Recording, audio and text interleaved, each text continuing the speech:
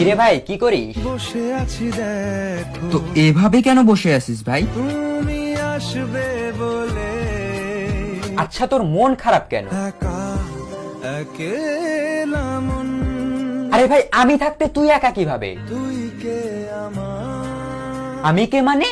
আমাকে তুই ভুলে গেলি? না রে না ভাই তুই কি তোর লাইফে ভালোভাবে বাঁচতে চাস না? বেঁচে থেকে লাভ কি বল বেঁচে থেকে লাভ কি মানে?